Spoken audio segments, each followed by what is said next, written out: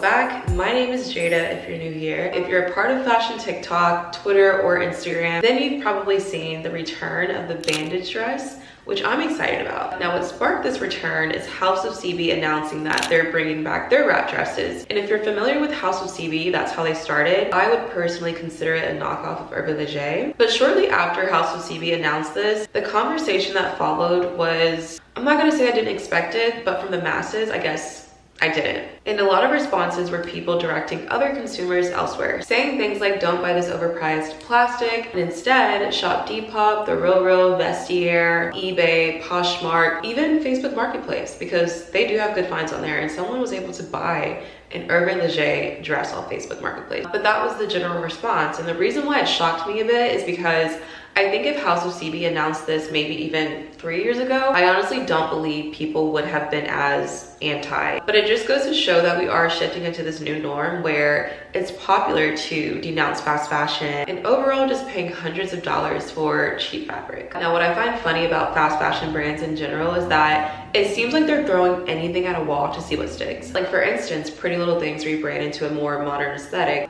in an attempt to shift their target audience to a more, I want to say like a young, rich, white woman. Now, I'm not really sure how that's going to work because I don't see rich, young white women in particular shopping Pretty Little Thing, especially since, again, we're in this new norm where people are denouncing polyester and spandex and nylon and all of these synthetic fabrics is not worth the money. So I could only imagine rich people rethinking their shopping choices and also having the privilege to shop better clothing. So the more that I think about it, the more that I'm interested in seeing who is falling for Pretty Little Thing in 2025. But that's what I think about Pretty Little Thing, because consumers are quickly moving away from fast fashion altogether. Now on to House of CB. Now this isn't new, where brands try to play on the legs of nostalgia in hopes of building and maintaining new momentum. But again, since we're quickly moving away from shopping these fast fashion brands, especially with what I'm predicting the new fashion trend would be altogether,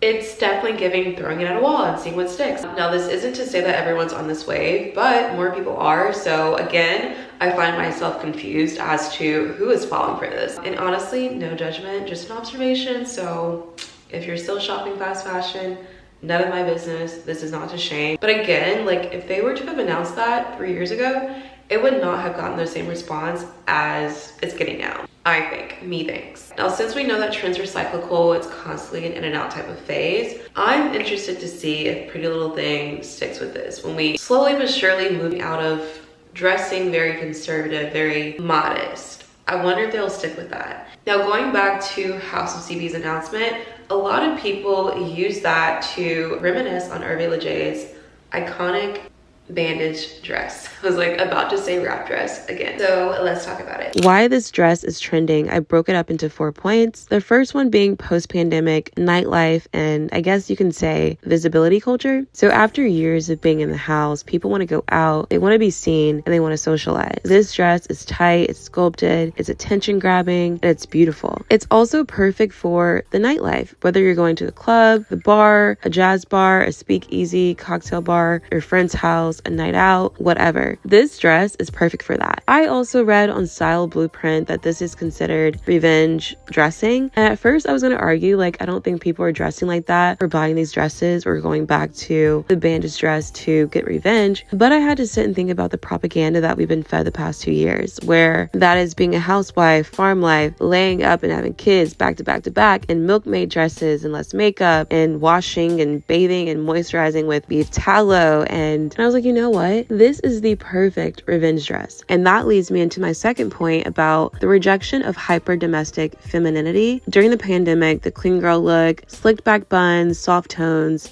and a huge focus on staying in was pushed hard, especially on platforms like TikTok. It lined up with the wave of content romanticizing being a housewife or quiet luxury. But I've noticed that many women are now pushing back on that, using clothes to move away from quietness and overtly reserving screwing yourself. The bandage dress, again, with its body-hugging and often hypersexual design, is part of the rebellion. Publications like ID and the New York Times have covered how women are rethinking femininity and stepping outside of these soft, clean ideals. My third point is about fashion as costuming and performance. Now, I've subtly covered in my other videos about performing aesthetics and performing your outfits versus really seeing yourself in it, aside from someone kind of modeling that to you. And I do see that more people are treating getting dressed as a kind of performance or character building in a way, and not just dressing for comfort. The bandage dress is dramatic. It takes effort to wear. This trend toward fashion as costume has been growing, especially among Gen Z, who are less interested in subtlety and more drawn to big fashion statements. Outlets like Dazed and The Cut have covered how young people are using bold pieces to play with identity and aesthetics more openly. But the fourth point is economic pressure fuels bold dressing. History has shown us that in hard financial times, fashion often swings towards louder, more extreme styles. When people feel uncertainty or pressure, they want to escape, and clothes are the one way to do that. The bandage dress fits that need. It's a strong, clear style that doesn't try to blend in. With inflation still affecting how people live and spend, many are turning to fashion that feels powerful and aspirational. This kind of economic influenced bold dressing